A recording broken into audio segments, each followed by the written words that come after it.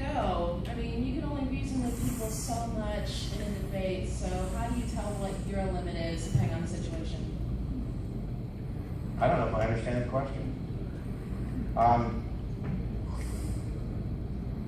you talking about like an informal conversation? Yeah. Oh, okay. Stuff, yeah. So this is interesting because I did an interview with Dan right before we started this, because I want to talk to the people who know more about debating than I do. And the last question I asked was, what do you do when you get to the point where the person is backed into a corner and they abandon reason? I think that's kind of what you're getting Yes, into. definitely. And they make appeals to faith or divine revelation and other ways of knowing. Boy, it's frustrating because you've been having a conversation with them and you thought that they were a fan of reason.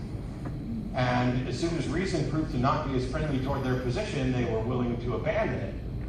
So what you have to do, first of all, is point that out, that this is what they are trying to do. And I would say that you then go a step further and point out that they actually aren't doing it because they probably are still going to go to their doctor, they're still going to use the internet, they're still going to use the telephone, they're still fans of science and reason, and all of the benefits that it brings them in their life, they're just dumping it when it's inconvenient. Now, if we were willing to let them just dump it, I mean, we can't stop them, they're free in their own mind, but ask them why they think that's a good idea. Because odds are they think a lot of other religions are wrong. Very few people are confused enough to think that all religions are right. They're out there, but...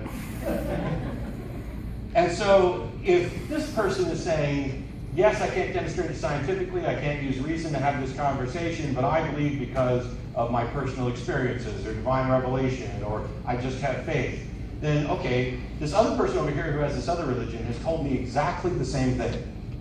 How can I tell the difference between the two of them? What reason do I have to think that you're right over that person? And if most of them will say, you don't have any reason, then how do you? And the only thing they can get to that point is that it's been divinely revealed to them. And then you can say, if I told you that it was divinely revealed to me that you're wrong, would that be enough to change your mind? No. Well, clearly you can't change my mind. And at that point, a lot of them will say, oh, hey, it's not my job to change your mind. That's up to the Holy Spirit. I'm firm in my conviction. I'm not here to change your mind. Cool. Then why did we waste an hour talking about this if you're not trying to change my mind and you are unwilling to change yours? And if I had come to you with this conversation and used the same sort of justification and trying to convince you that you were incorrect, if I hadn't actually spent an hour talking about reason, but if I had begun with, it has been divinely revealed to me that you're full of shit, how would you feel about that? You can phrase it slightly differently. And sometimes, you just gotta let it go. And go find the individuals that you can have conversations with. Fight the battles that you can win. One-on-one conversations are ineffective in the grand scheme, which is why I like a television show and a big audience. But sometimes they're important. And I'm gonna end as kind of a side answer to this thing by reiterating something I've heard previously and elsewhere, and Margaret Downey's talked about it, about stories and how we need more stories because they humanize us when we've been demonized for years. They connect you with people. When you find out that your neighbor down at the end of the street who you've known for 20 years and they're a good neighbor has been an atheist the entire time, that changes your mindset, just as if you found out they were gay or Muslim or whatever else. And so at a lot of these conventions, there's a lot of us who look very similar. Pasty, white guys with beards. Some of them don't have a beard. This isn't just a call for more diversity of people. By all means, have more women, more people of color, more people from different backgrounds up. But not just a, hey, let me educate you about fallacies and the arguments for the existence of God. But let me tell you my story, my coming out story, because that connects us and builds our community. Because what I hear a lot is, I'm the only atheist I know. I'm the only atheist in my town.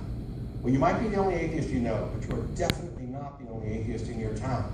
And you are not the only one that has had problems with family members. You are not the only one who has been ostracized. You're not the only one who sat in a corner at religious festivals at home where you kept your mouth shut for fear of starting the 15th family argument over all of this. You're not the only one whose grandmother told you that you're going to hell, or that the only thing worse than bringing your current atheist husband home is if you'd have brought home a black guy, or if you'd have been a lesbian, which has happened to my wife.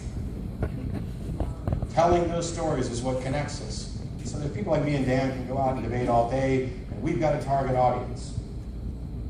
But telling the stories is, and getting people involved is what builds the communities, gets the volunteers, and lets people know inside and outside the community that we're real people, give a damn about the kind of world we live in, and care about each other. Thanks.